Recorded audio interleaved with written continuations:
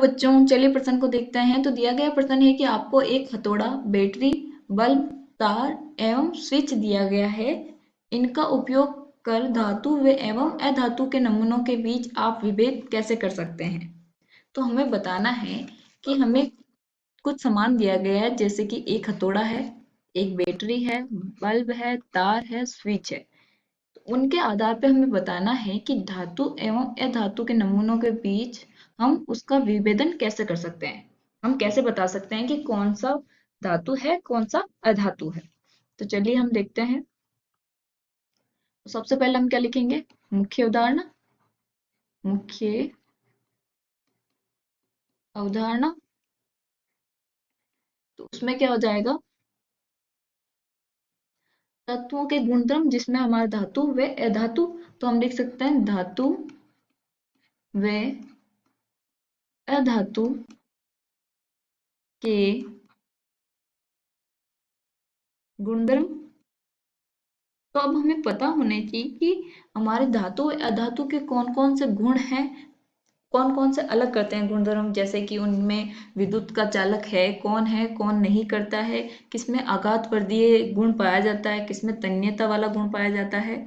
तो ये हमारे धातु अधातु को विभेद करने में सहायता करते हैं। तो चलिए हम देखते हैं। तो सबसे पहले बोला है कि एक हथौड़ा।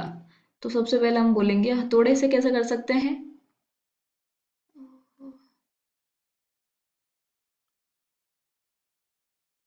हथौड़ा, इसका उपयोग कैसे करेंगे। तो हमारी धातु जो होती है वो क्या होती है, आघात बढ़ती है। तो इसमें हथौड़ा क्या करेंगे, हम पदार्थ के ऊपर अगर मारेंगे, तो यदि यदि हम नमूने को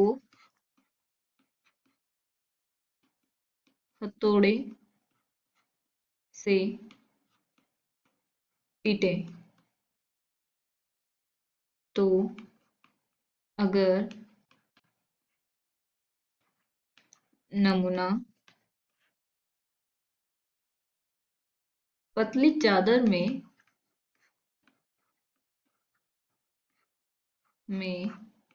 परिवर्तित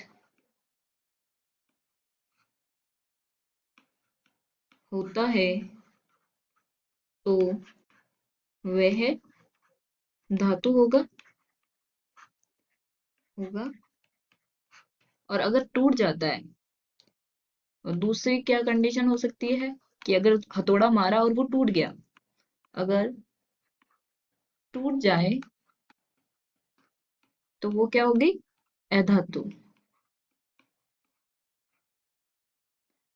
अधातु होगी। तो इस प्रकार से हम इसमें विभेद कर सकते हैं कि कौन सा धातु है, कौन सा अधातु है, एक हथौड़े के द्वारा। ठीक है।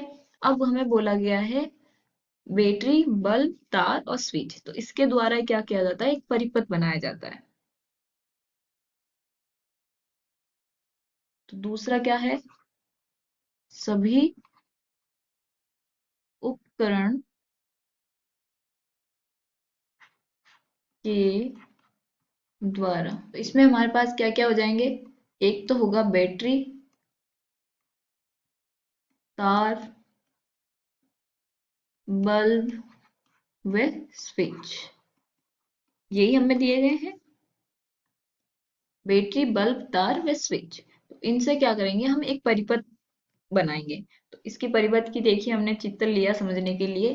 तो ये है हमारा बैटरी, बल्ब, क्लिप, स्विच, इनका परिपथ। तो इसमें क्या किया है, बैटरी को बल्ब से साथ जोड़ दिया है, बल्ब को स्विच के साथ और स्विच को एक क्लिप के साथ।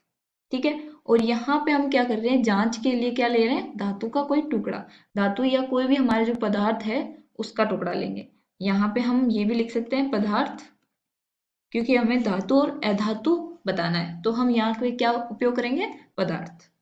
ठीक है। तो इसमें क्या होता है कि हम धातु को यहाँ पे, ये पदार्थ जो भी है हमारा धातु अधातु, उसको यहाँ रखते हैं और फिर हम स्विच को ऑन करते हैं। तो अगर हमारा ये बल्ब जला तो वो क्या होगी, धातु।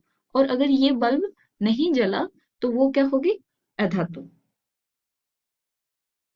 तो हम यहाँ लिख सकते हैं कि जो हमें पता है कि धातु क्या है हमारी, सुचालक है, धारा की सुचालक होती है, और अधातु जो होती है वो क्या होती है, कुचालक। किसकी, धारा की। तो अगर यहाँ पे हमारे पास धातु हुआ तो वो क्या करेगा, धारा का प्रवाह करेगा, और ये परिपथ क्या हो जाएगा, पूर्ण हो जाएगा। और परिपथ पूर्ण होने पे जो है हमारा जो बल्ब है, ये हमारा जो बल्ब है वो क्या करेगा, जलने लगेगा।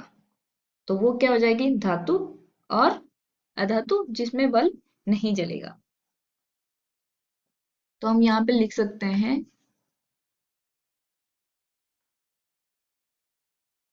इस क्लिप में पदार्थ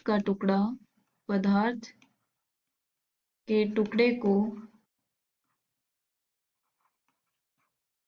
लगाने पर अगर जो हमारा बल्ब है वह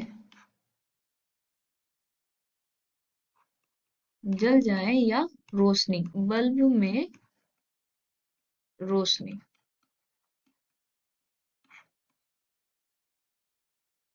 तो वह क्या होगी, धातु। और अधातु क्या है, कुचालक है। तो वो धारा का प्रवाह नहीं करेगा, इसकी वजह से हमारा बल्ब क्या होगा, नहीं जलेगा।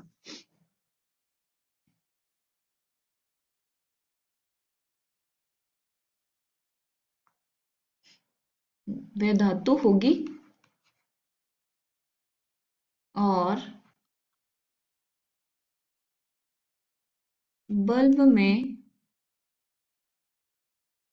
रोशनी न होने पर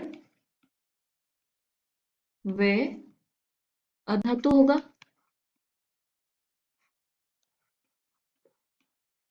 तो ये तो हो गया हमारा धातु अधातु। लेकिन अब इसमें एक अपवाद आता है, ग्रेफाइट। वो क्या है, हमारा अधातु, लेकिन वो फिर भी ऊष्मा का सुचालक है, और वो धारा को प्रवाह करेगा, और उसमें हमारा जो बल्ब है वो जलेगा। तो हम अपवाद लिख सकते हैं, अपवाद। तो वो क्या होगा हमारा, ग्रेफाइट। ये क्या है हमारा, अधातु है, लेकिन फिर भी क्या है, धारा का सुचालक है।